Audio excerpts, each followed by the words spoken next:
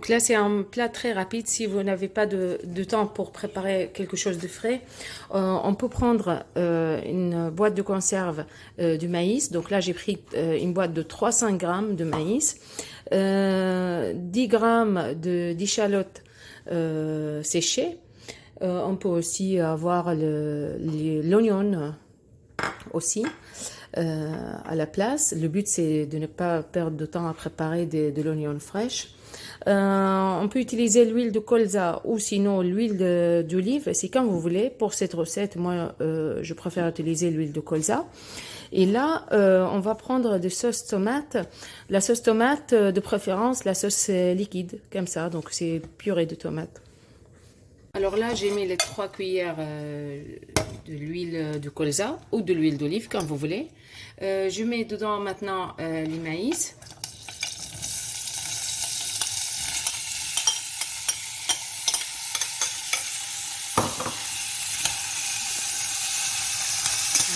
On va regarder. Donc là, je vais juste un petit peu mélanger.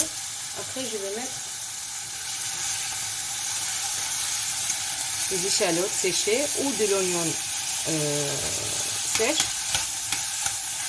Si vous avez le courage, vous pouvez faire de l'oignon fraîche et la faire sauter dans l'huile juste avant. Donc là, je vais mélanger encore. Là, on voit très bien. Voilà. Là, je vais rajouter une graine de sel.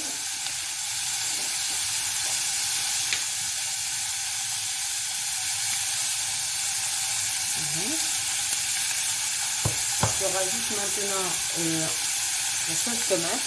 Je vais mettre, donc je vais baisser un petit peu le feu. Je mets alors hop, une première cuillère, une deuxième cuillère, une troisième cuillère, 4 cuillères au total. Je vais mélanger un petit peu. Donc le but c'est de ne pas faire une sauce tomate liquide avec une grande quantité. C'est juste pour donner le goût au maïs. Pour que ça ne colle pas, je vais rajouter un peu d'eau. On va dire à peu près 3 cuillères. Voilà, je mélange. Vous voyez? Et là, une fois bien mélangé, je baisse la température. Je vais mettre à 2, j'ai 6 degrés ici sur la plaque, je vais mettre à 2.